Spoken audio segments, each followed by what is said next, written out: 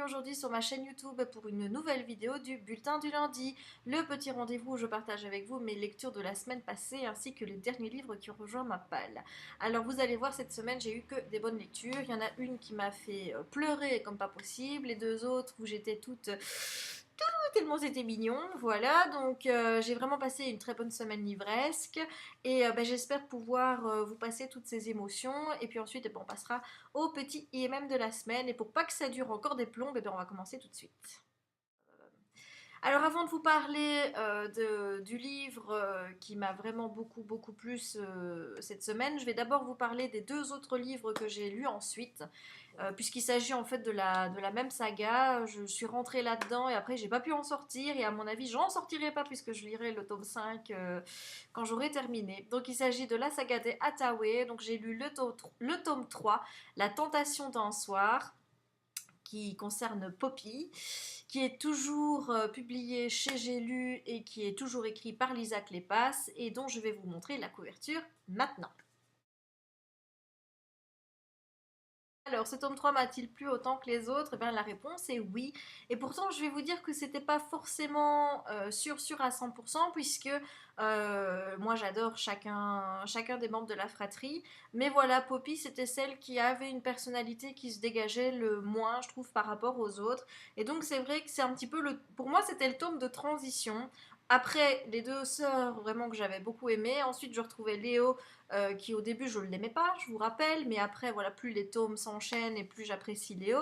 Et ensuite vous avez la petite dernière Béatrix qui est juste une petite pile qui adore courir après tous les animaux, enfin, moi j'adore Béatrix.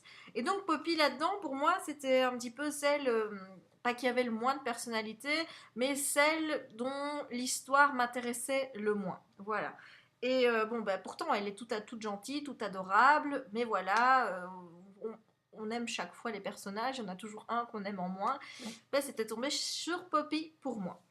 Alors l'histoire, eh bien donc au début du roman, on suit Poppy, forcément, qui cherche un mari. Voilà, c'est son tour, elle a déjà fait 2 saisons à Londres, et on va dire qu'il n'y a pas vraiment du monde qui se bouscule au portillon, puisque bon, comme vous savez, les Hathaway ne sont pas forcément une famille aristocratique, puisque bon, Léo a hérité d'un titre de noblesse, mais c'est vraiment par pur hasard, ils n'ont pas de sang bleu dans les veines, et en plus de ça, les deux grands ont marié deux bohémiens. Vous rendez compte un petit peu le scandale que ça peut faire à Londres. Mais voilà, Poppy, elle cherche à se marier par amour et elle cherche surtout à trouver un compagnon avec qui elle pourra mener une vie calme et tranquille. Parce que bon, c'est pas ça, mais chez les Hathaway, on peut dire que c'est tout sauf calme et tranquille. Et elle, c'est vraiment ce qu'elle a envie, c'est de se laisser couler sur un fleuve paisiblement avec son chéri à côté qu'elle aimera d'un amour. Enfin, vous voyez, elle a des rêves un petit peu idéaliste au niveau de l'amour, ce qui n'est pas toujours le cas, évidemment, à cette époque-là, puisqu'il y avait beaucoup de mariages arrangés. Mais voilà, Poppy, elle espère toujours trouver son prince charmant, et elle pense l'avoir trouvé en la personne de Michael Baining, qui est le prétendant qui est amoureux d'elle au début de l'histoire. Michael Benning, eh bien, c'est un bon garçon, très gentil, adorable, qui lui écrit des gentilles lettres d'amour. Elle lui répond et il lui dit écoutez Poppy, il va falloir patienter encore un peu. Comme vous le savez, mon père qui est noble et comme moi je vais hériter de son titre et tout, il veut pas que j'épouse n'importe qui. Il faut vraiment que j'argumente, que je parle avec lui pour qu'il me laisse vous épouser, mais je vous promets, je vais réussir cette mission, donc attendez-moi. Bon, en gros, c'est ce qu'il lui dit, bon, peut-être de manière un peu plus romantique que moi, mais globalement, c'est ce qui ressort de ses lettres. Et donc, notre amie Poppy, elle a pas de bol, puisque le petit Dodger, le furet de sa sœur, a piqué la lettre et est en train de se promener avec dans l'hôtel et il fait ce qu'il adore faire, c'est-à-dire vous narguer et puis dès que vous arrivez, paf, il fout le camp avec la lettre. Et suite à ces péripéties, elle va arriver dans le bureau du concierge de son étage et là elle va remarquer un passage secret dans lequel elle va vite s'engouffrer parce que le personnel revient dans la pièce où elle était. Et donc elle s'engouffre avec Dodger dans ce passage secret. Et là, elle va tomber sur un homme qui va la guider vers un autre bureau avec qui elle va avoir une grande discussion. Et cet homme va être passionné par Poppy. Parce que Poppy, c'est ça son grand problème quand elle est en société. C'est une fille qui est super intelligente et elle n'arrête pas de discuter de sujets très intelligents. Enfin, pas comme les petites dindes qui font leur entrée dans le monde d'habitude. Et c'est ça qui fait peur aux hommes parce qu'ils veulent pas avoir une femme qui est plus intelligente qu'eux. Mais cet homme, ça le fascine d'avoir cette discussion avec Poppy. Il la trouve belle en plus. Enfin bref, il la veut. Je ne vous dirai pas qui c'est, hein, comme ça vous allez garder un peu le secret. Et il a décidé qu'il l'aurait par tous les moyens, il va tout faire pour avoir Poppy. Et donc leur histoire va démarrer sur des auspices un petit peu vraiment, enfin c'est pas idyllique. Moi sincèrement, ça m'a fait un peu de la peine de voir un petit peu comment tout cela débutait. Mais au fur et à mesure des choses, enfin, vous allez voir l'histoire d'amour, c'est c'est magnifique quoi. C'est moi j'ai fondu, j'ai fondu. Sauf que je trouve que par moments c'est peut-être un petit peu rapide. Vous avez une situation d'un côté où Poppy elle dit non, elle a pas envie et puis paf 2 3 jours après on passe à oui ou quoi que ce soit. Donc il y a parfois des enchaînements qui sont un petit peu mal faits. Mais à part ça moi je kiffe. Je kiffe, je kiffe, j'ai kiffé jusqu'au bout, j'ai adoré. Les Hathaway, c'est pas compliqué. Une fois que vous avez mis le nez dedans, vous pouvez pas arrêtez de lire tant que vous n'avez pas lu la dernière page. C'est juste pas possible. Vous voulez savoir comment l'histoire va se terminer, si ça va bien se terminer, même si au fond vous le savez. Hein, mais voilà, à chaque fois vous vous dites comment ça va se finir, comment ils vont arriver à être ensemble et tout et tout. Enfin bon, moi je kiffe, je kiffe, je kiffe. Seul petit bémol, c'est que bon, je vous disais que dans mes autres tomes, ce que j'avais aimé, c'est qu'il y avait une continuité sur toute la famille et qu'on voyait donc les autres personnages. Là, j'ai trouvé que Amelia et Winifred étaient vraiment peu présentes dans le roman et qu'on ne se souciait pas trop de ce qui leur arrivait. Léo devient un personnage plus important, ce qui se justifie un petit peu puisque c'est le personnage qui vient pour le tome suivant, donc on le voit plus, on apprend encore plus à l'adorer, surtout avec ses petites remarques avec Mademoiselle Marx, enfin bref, c'est juste un bijou. Et le final, alors les mots de la fin, vous avez juste dire ah non Lisa, tu peux pas nous faire ça.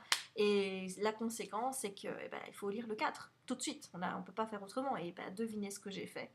Eh ben oui, j'ai lu le 4 juste après. Eh ben oui, mais qu'est-ce que vous vouliez que je fasse d'autre après que de lire le tome 4? C'était juste pas possible, comme ça se terminait en plus.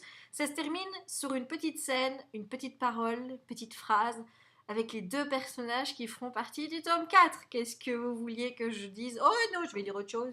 Je vais lire autre chose.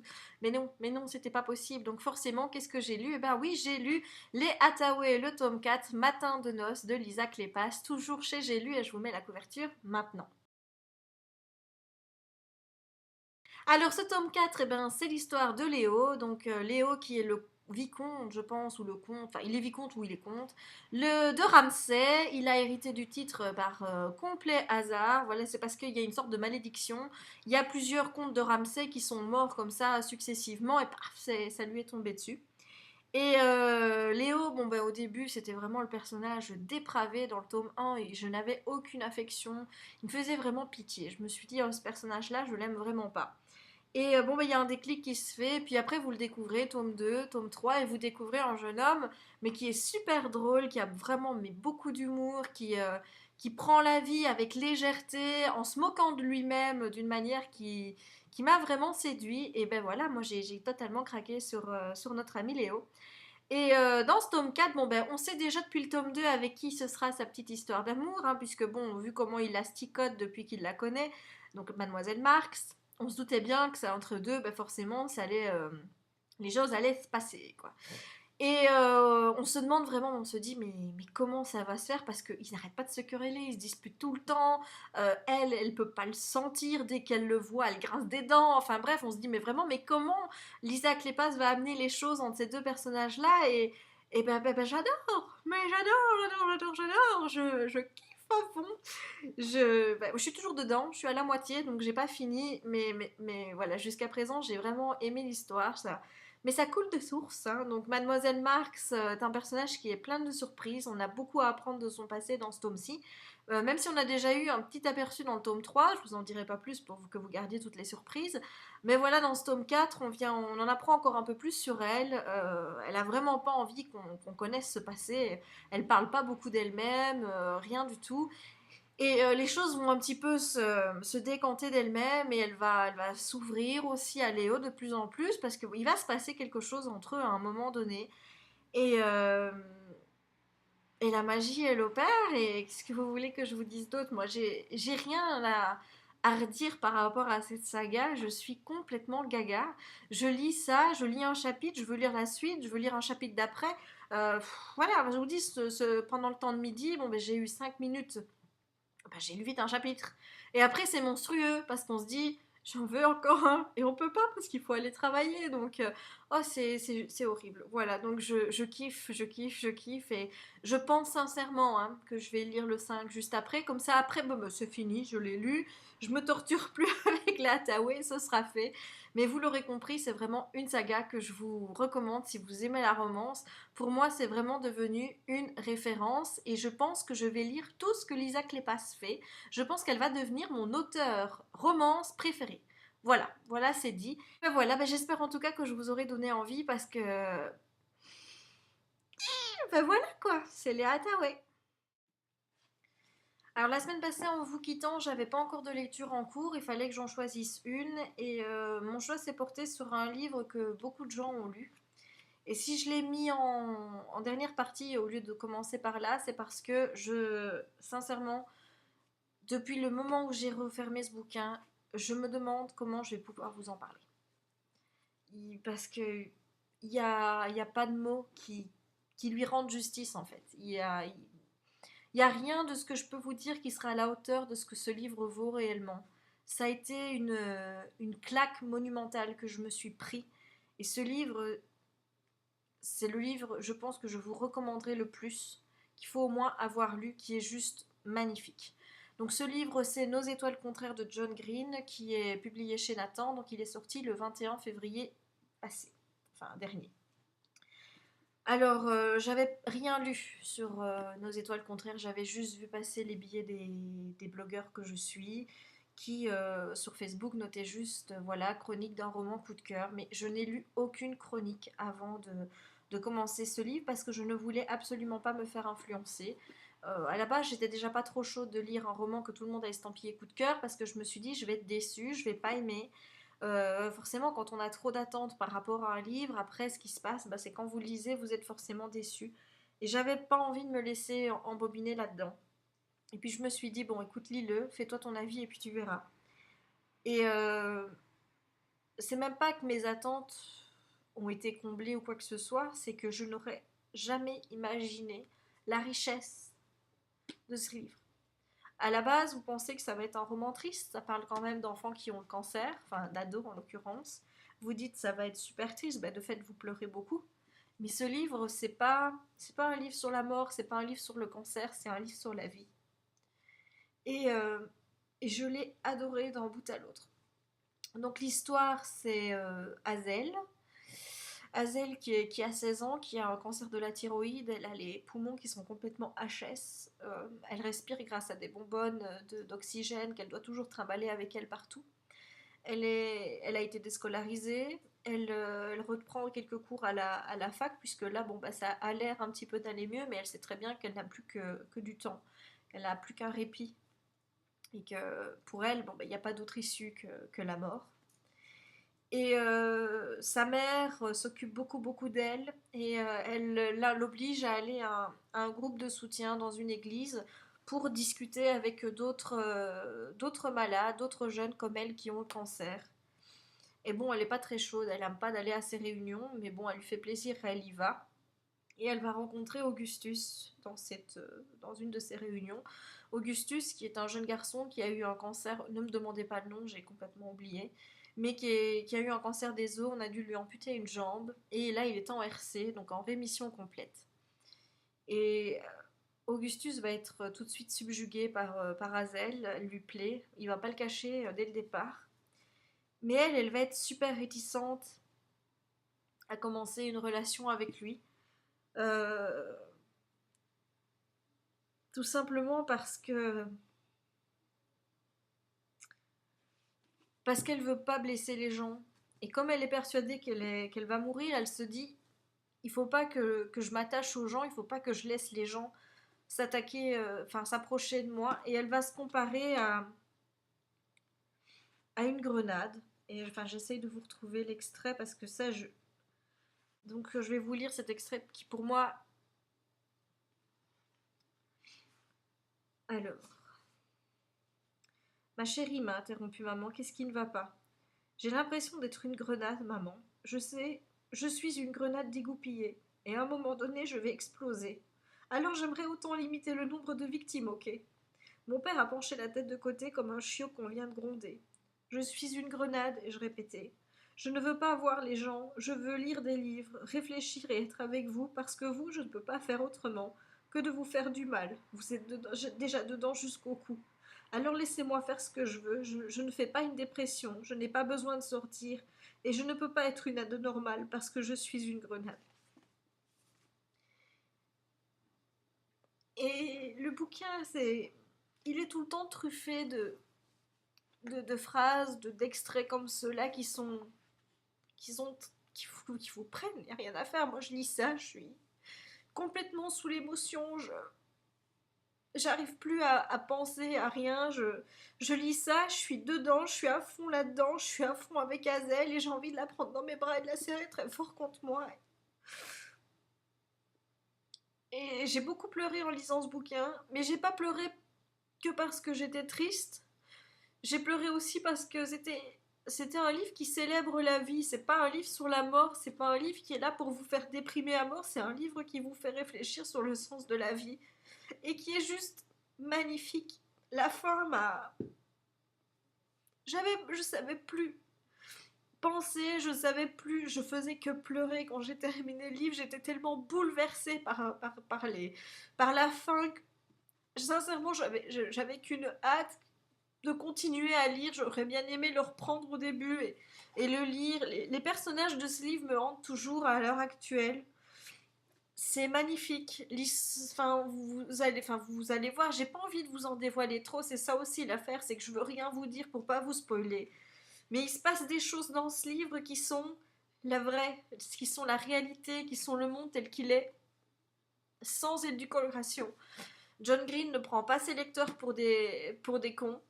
Il leur dit la réalité, il cherche pas à créer un monde bisounours en leur disant que tout va bien et que parce qu'il y a des petits enfants qui ont le cancer, on va faire une jolie histoire à côté pour que non, c'est la vie, c'est le monde, c'est voilà, il y a Augustus, il a une de ses phrases, il met que la vie n'est pas un exauceur de vœux et c'est tellement vrai cette phrase, elle est tellement empreinte de sens, de vérité. Quand vous lisez ça, et c'est des gosses de 16-17 ans qui voient, à travers la narration de l'auteur évidemment, mais ce livre m'a fait... J'ai eu l'impression de le vivre comme si j'étais dans une bulle, enfermée, où j'étais quelque part ailleurs, avec l'auteur, avec les personnages, et j'étais à fond dedans. J'ai dû m'arrêter beaucoup de fois pour essayer de digérer ce que je venais de lire et pour pouvoir lire la suite. L'histoire m'a surpris, je vous dirai pas comment, mais je m'attendais pas du tout à ça. Je m'attendais pas à cette fin-là. Je me suis posé beaucoup de questions sur la fin. Et c'est juste... Voilà. Alors oui, beaucoup de coups de cœur. Et est-ce que c'en est un pour moi? Ben, je trouve que oui. Qu'est-ce que vous voulez que je mette d'autre que vous dire que ça a été un roman coup de cœur? Moi, je dirais plutôt que c'est un roman coup de poing, que c'est un roman de vie. Dire que c'est un coup de cœur et voir autant de coups de cœur sur la blogo, je trouve que c'est pas lui rendre justice. Et que finalement, c'est comme quand vous dites trop je t'aime, ça n'a plus de sens. Et trop voir de coups de cœur sur ce bouquin, c'est un petit peu l'effet que ça me fait. C'est comme si quelqu'un lisait cette histoire et puis voilà, on lui donne oh c'est super, c'est magnifique, je lui mets une note coup de cœur et puis voilà, on le range et on n'y pense plus. Moi personnellement, j'ai pas envie de le ranger dans ces classes-là de bouquins que j'ai lus, que je dis oui, c'est un coup de cœur, il faut que vous le lisiez et puis après de le laisser là. Je pense que je le relirai. Je ne sais pas quand, ou alors je relirai sans doute des extraits comme celui que je viens de vous lire. Il y en a plusieurs comme ça. Je relirai des passages, mais je n'ai pas envie de laisser ce bouquin dans ma bibliothèque et de ne plus y toucher. Euh, Ce roman est juste magnifique. Et je ne sais pas quoi vous dire de plus. Voilà, mais s'il y a une chose que je peux vous dire, c'est que, bon, je vous ai déjà recommandé beaucoup de livres, mais si vous deviez retenir qu'un livre, c'est celui-ci que vous devez retenir et c'est pas un autre. Parce que Putain, qu'est-ce qu'il est bon. Il est vraiment bon. Il est bon parce qu'il vous fait réfléchir sur tout, sur le sens de la vie, sur tout. Et quand vous refermez cette lecture-là, vous n'êtes plus le même. Tout simplement. Voilà, Nos étoiles contraires de John Green. Je vous le conseille, je vous le recommande. C'est juste un bijou. Une tuerie. Alors on va terminer cette petite vidéo avec mes acquisitions de la semaine. Donc tout d'abord il y a Nos étoiles contraires de John Green aux éditions Nathan, qui à mon avis va rejoindre ma table de nuit et ne va plus en bouger. À mon avis c'est ça que je vais faire parce que j'ai vraiment envie de l'avoir tout près de moi et de pouvoir relire, comme je viens de vous le dire, un extrait à chaque moment. Alors ensuite, Waynest, tome 1 traqué, de Jess Haynes. Voilà, chez Milady Collection Bitlit. J'aime beaucoup la couverture, je trouve qu'elle est très jolie. Ensuite, Belladone, le tome 2, Soif de sang, de Michel Rowan. Donc là, je ne vous cache pas que j'ai fait exprès d'attendre le tome 2 avant de pouvoir commencer, puisque comme il n'y a que 2 tomes, je me suis dit que ça valait peut-être mieux pour avoir bien l'histoire en tête, de lire les tomes en les ayant tous les deux et en les lisant de manière rapprochée. Ouais, je dis ça tombe, je le ferai pas, mais bon. Et enfin, le Buffy 3, donc l'intégrale numéro 3, avec 2 livres. Tout d'abord, La tueuse perdue, et ensuite Cauchemar d'une fin d'été, qui est un inédit. Voilà, quand je vois le bouquin, je me dis pour 2, ça fait quand même des grosses histoires. Alors ensuite, chez R, on a tout d'abord Addict, de Jane Ryan. Celui-là me tente vraiment, vraiment, vraiment beaucoup. Et le second, nous avons Caleb, le tome 2, qui s'appelle Le mal dans la peau. Mais il me semble qu'il y avait un autre... je crois que c'est, voilà, saison 2, Abigail. Voilà, c'est noté là derrière. Voilà. Donc par rapport à Caleb, c'est un petit peu le tome pour voir, parce que le tome 1 m'a pas laissé non plus un souvenir totalement impérissable. On va dire qu'il y a beaucoup de choses qui m'avaient dérangé. J'avais pas du tout aimé le personnage de Caleb. Maintenant ici, voilà, on part sur Abigail, donc je me dis peut-être que ce sera mieux. Donc j'ai envie de lui donner une deuxième chance pour voir ce que ça donne. Alors ensuite, les variants. Donc je crois que, je ne sais pas si c'est un tome 1, je pense que oui. Donc de Robinson Wells chez MSK. Alors chez JC Lattès, Il était une rivière de Bonnie Jo Campbell. Voilà. Et À la santé du feu de Dorothy Weiner. Voilà. Et bien voilà, c'est tout pour moi cette semaine. Je vous retrouve la semaine prochaine pour une nouvelle vidéo du lundi. Et d'ici là, je vous souhaite de très bonne lecture. Ciao!